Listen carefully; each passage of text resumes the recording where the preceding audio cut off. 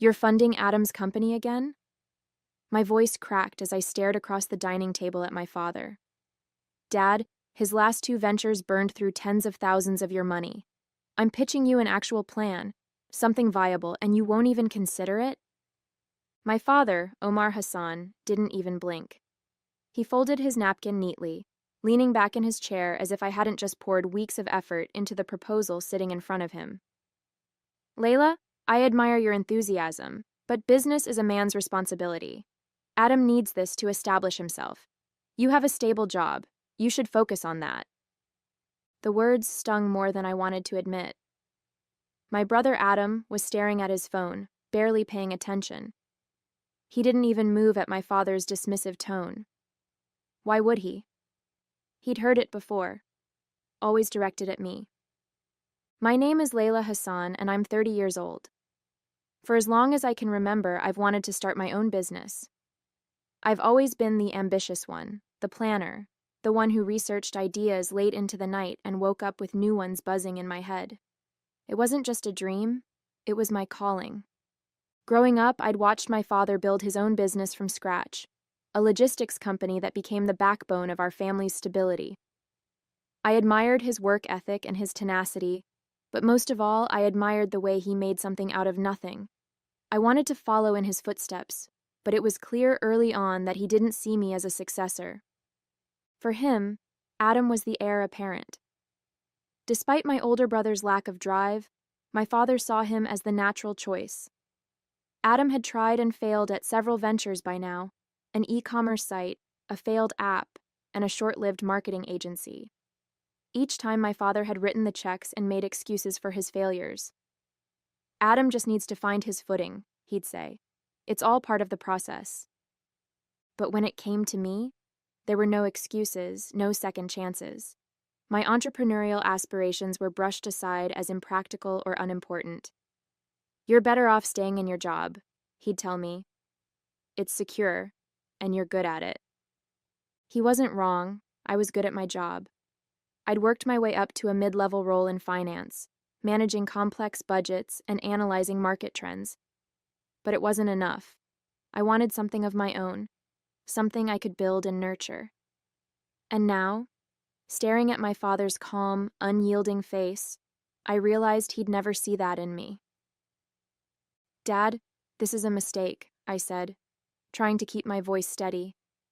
You're giving Adam another shot at something he's not ready for. Meanwhile, I've spent months developing this plan. It's low risk and scalable. You could have returns within the first year. My father shook his head. Layla, it's not about risk. It's about opportunity. Adam needs this. And I don't? I snapped, the frustration boiling over. Why does he deserve a chance, but I don't? Is it because I'm not good enough or because I'm not... Enough, my father interrupted, his tone sharp. This discussion is over. I stood there for a moment, my chest tight and my hands trembling. Then I pushed back my chair and left the table without another word.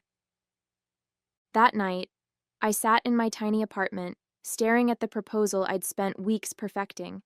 It wasn't just a plan, it was a piece of me. I'd envisioned a boutique consultancy that offered financial planning and strategy for small businesses, combining my passion for numbers with my desire to help others succeed. I'd identified a niche market, created detailed projections, and even mapped out a marketing strategy. And my father had dismissed it without a second glance. I wanted to cry, but instead I opened my laptop. If my father wouldn't back me, I'd figure out another way. I didn't have his resources, but I had my skills, my determination, and my savings. It wasn't much, barely enough to cover the basics, but it was a start. I wasn't going to let his doubts stop me. The next morning, I called Yasmin, my best friend and the only person who'd supported my entrepreneurial dreams from the beginning. I'm going to do it, I told her, my voice shaky but resolute. I'm starting the business. Yes, she exclaimed, her enthusiasm like a balm for my battered confidence. I'm so proud of you, Layla. You're going to crush this. I don't know about crushing it, I said with a weak laugh. But I'm going to try. I can't let him win. I can't let him be right about me. He's not right about you, Yasmin said firmly. He's stuck in the past. This isn't about proving him wrong. It's about proving yourself right. Her words stayed with me all day. I didn't need my father's approval to succeed. I just needed to believe in myself.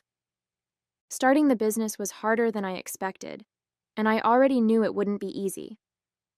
I drained most of my savings on registration fees, a basic website, and the cheapest laptop that could run the accounting software I needed.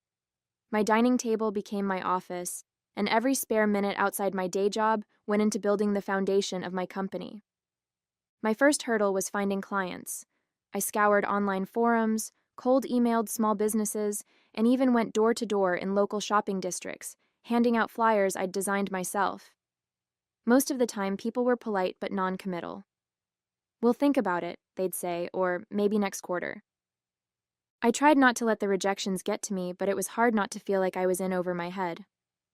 At night, I'd lie in bed replaying my father's words. Focus on your stable job.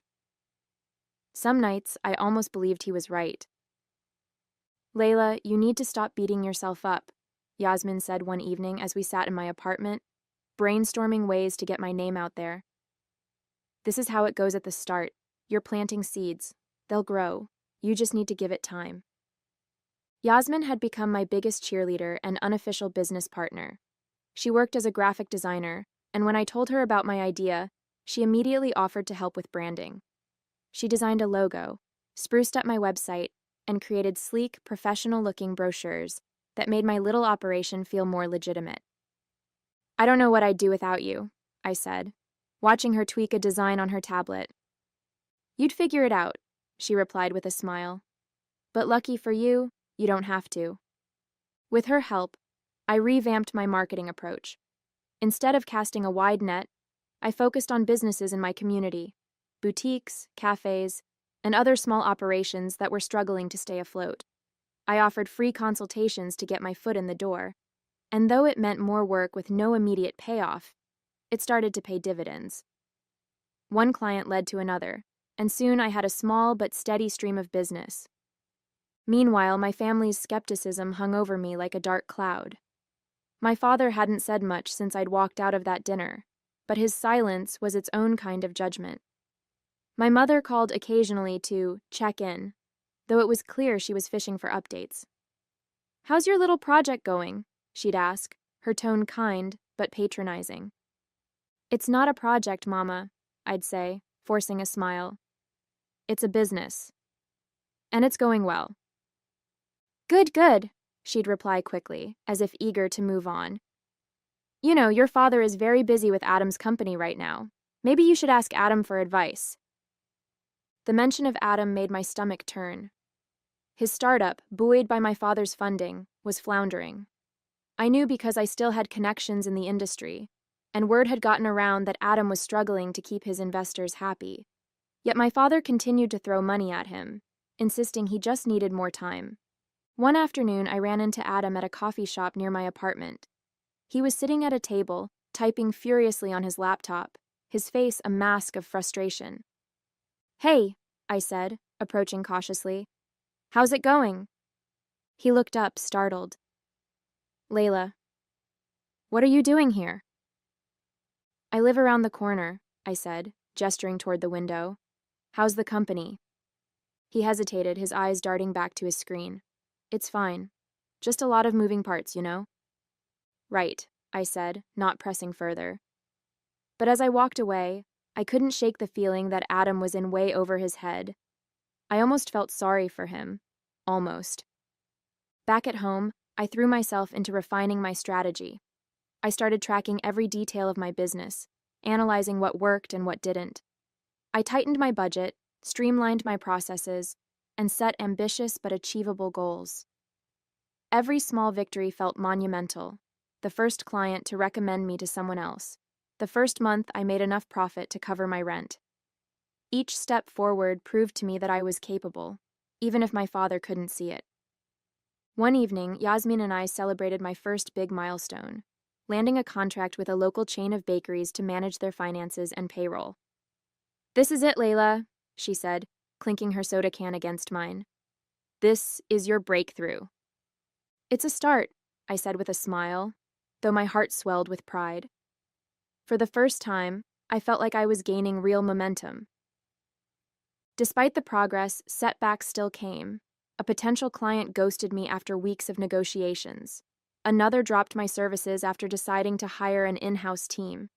Each time, I felt the sting of rejection, but I refused to let it derail me.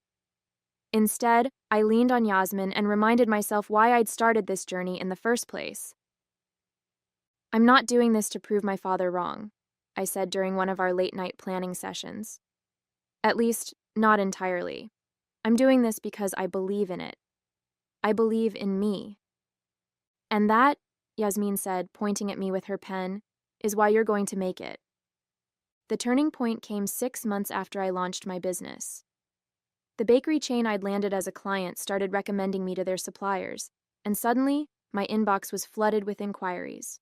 Within weeks, I was managing financial planning and payroll for 5 small businesses, and I'd hired Yasmin part-time to help with branding and communications. The growth was exhilarating. For the first time, I could afford to move my office from my dining table to a co-working space downtown. It wasn't fancy, but it felt like a milestone, a tangible sign of how far I'd come. Every time I walked into that space, with its floor-to-ceiling windows and buzz of creativity, I felt proud. I built this, I'd remind myself. I made this happen. Meanwhile, the cracks in Adam's startup were becoming impossible to ignore. Rumors swirled about missed deadlines, unhappy investors, and internal chaos. My mother's calls became more frequent, her concern for Adam seeping into every conversation. "He's under so much pressure," she'd say, her voice heavy with worry. "Your father's doing everything he can to help him, but I don't know if it'll be enough." The collapse came fast. One morning, while I was meeting with a new client, my phone buzzed with a series of messages from a friend in the industry. "Have you heard? Adam's company is shutting down. Investors pulled out. Total mess. Your dad must be furious." By the time I got home that evening, the news had reached my parents. My mother called me, her voice a mixture of panic and resignation. "Layla, can you come over for dinner tonight? Your father wants to talk to you." I hesitated. Part of me wanted to decline, to avoid the inevitable drama, but a bigger part of me wanted to face them, to show my father that while Adam's venture had failed, I was thriving. When I arrived, the tension in the house was palpable. My father sat at the head of the table, his face lined with stress. My mother hovered nearby, setting plates on the table even though no one looked interested in eating. Adam was slouched in a chair, staring at his phone. "Layla," my father said as I took my seat, "we need to talk." I braced myself, expecting a lecture about family loyalty or an appeal to help Adam pick up the pieces. Instead, he surprised me. "I've been hearing about your business," he said, his tone measured. "You've built something impressive." For a moment, I couldn't speak. I'd waited so long to hear those words from him that I didn't know how to respond. "Thank you," I said finally, keeping my voice steady. "It hasn't been easy, but it's worth it." He nodded, his eyes flicking to Adam, who was still scrolling through his phone. Adam's company didn't work out. I thought I was helping him by giving him what he needed, but I see now that I wasn't helping either of you. I stared at him, hardly believing what I was hearing. "What do you mean?" "I underestimated you," he admitted, his gaze meeting mine. "I thought Adam needed my support more than you did. I was wrong. You've proven that." Adam finally looked up, his face a mixture of frustration and embarrassment. "Dad, this isn't about her," he said, his voice defensive. "My company didn't fail because of me. The investors—" "Enough, Adam," my father said sharply. "You're not a failure, but you weren't ready. Layla was." The room fell silent. I could see the weight of my father's words settling on Adam, and though part of me wanted to feel vindicated, I also felt a pang of empathy.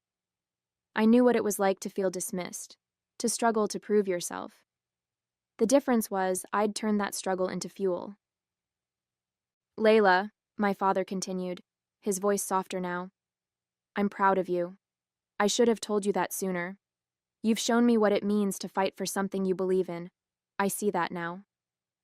For years, I'd imagined this moment, my father finally acknowledging my worth, apologizing for overlooking me. I thought it would feel triumphant, like winning a long and brutal battle. But in that moment, I didn't feel like I'd won anything. I felt something deeper. Peace. Thank you, Dad, I said, my voice steady. I didn't do this to prove you wrong. I did it because I knew I could. And I hope now you can see that too. He nodded, his expression heavy with a mix of regret and pride. I do, he said simply. That evening, as I left my parents' house, I felt a sense of closure I hadn't expected. My father's words couldn't undo the years of doubt, but they were a start. More importantly, they weren't the validation I needed anymore. I'd found that on my own. The weeks following that dinner were quieter than I expected. My father didn't bring up Adam's failed startup again, but the tension between them seemed to ease. Adam still carried the weight of disappointment, but he began asking me questions about my business, questions I never imagined he'd ask. One evening, he called me out of the blue. Layla, he started, sounding hesitant. How do you manage your client relationships? Like, what keeps them coming back? I almost dropped my phone. Are you asking for advice? Yeah, he admitted. I mean, clearly you're doing something right. I don't want to make the same mistakes again. For a moment, I wasn't sure how to respond. Part of me wanted to bask in the irony, my brother, the golden child, asking me for guidance. But I could hear the sincerity in his voice, and it reminded me of how much I'd wanted that same validation not long ago. It's about trust, I said finally. You can have the best product or service in the world, but if your clients don't trust you to deliver, none of it matters. You have to show them you're invested in their success. Huh, Adam said thoughtfully. That makes sense. Thanks, Layla. The call ended, but it stayed with me.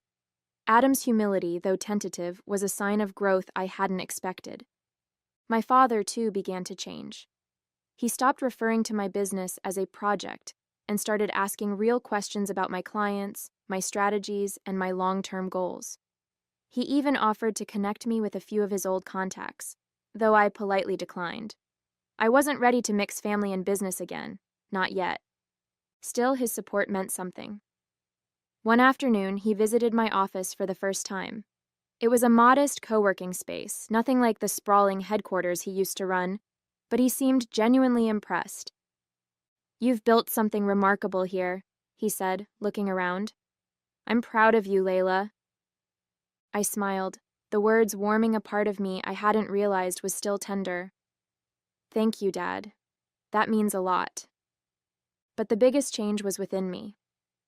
For years, I'd tied my worth to my father's approval, waiting for him to see me as capable.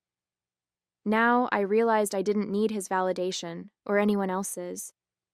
My confidence came from knowing what I'd accomplished, from the risks I'd taken and the lessons I'd learned along the way. Running a business wasn't just about profit margins or client retention. It was about resilience, creativity, and believing in yourself even when no one else does. And I'd proven to myself that I could do it. One evening, as I sat in my office wrapping up for the day, I looked out at the city lights and thought about how far I'd come. My family dynamics were shifting, slowly but surely. My father and brother were learning to see me not as the underestimated daughter or sibling, but as someone who could stand on her own. And more importantly, I was learning to see myself that way too. The journey wasn't over. I still had goals to achieve, clients to win, and challenges to overcome. But for the first time, I felt truly independent, truly capable. This was my life, and I was living it on my own terms. 6 months later, my business had grown beyond anything I could have imagined. What started as a one-woman operation at my dining table had become a small but thriving consultancy. I'd hired 2 part-time employees to help manage the workload, and Yasmin had officially joined as my creative director. Together, we were helping small businesses turn their finances around, one spreadsheet and strategy at a time. One of my proudest moments came when a regional business magazine featured me in an article about emerging entrepreneurs. They called my company a shining example of grassroots success, and when the article was published, I sent a copy to my parents. My mother called immediately, her voice brimming with pride. "Layla, this is incredible. Your father's already framed it for his office." The thought of my father proudly displaying an article about my business was almost surreal. For years, I'd wanted nothing more than for him to see me this way, as someone capable and deserving of his respect. And now I'd earned that respect not because he handed it to me, but because I proved it to myself. At family dinners, things felt different. My father asked thoughtful questions about my work, genuinely interested in my answers. Adam, too, seemed to have turned a corner. He'd started working for a marketing firm, finally finding his footing in a structured environment where his creativity could shine. There was no longer an air of competition between us, only mutual respect. "Layla," Adam said one evening as we cleared the table, "you're doing something amazing. I'm proud of you." "Thanks, Adam," I replied, the sincerity of his words settling warmly in my chest. "That means a lot." He grinned. "But don't think I won't steal some of your ideas for my next project." "Only if you pay me consulting fees," I shot back, laughing. The biggest change, though, was within me. Running my business had taught me more than just the mechanics of entrepreneurship. It had shown me the power of perseverance and self-belief. I no longer doubted my place at the table or felt the need to justify my ambitions. I was living proof that success wasn't about who got the first chance. It was about who made the most of it. One afternoon, I stood in my office looking out at the bustling street below. My father's voice echoed in my mind, not the dismissive tone from that dinner months ago, but the proud words he'd spoken more recently. "You've built something remarkable." For so long I'd waited for his approval, but now I realized it wasn't what defined me. I defined me. As I locked up the office and headed home, I felt a deep sense of peace. My business was thriving, my family relationships were healing, and I was finally living a life that felt authentically mine. The road hadn't been easy, but every struggle had shaped me into the leader I was becoming. This wasn't just the end of one chapter, it was the start of something even bigger. My future was in my hands, and I couldn't wait to see where it would take me.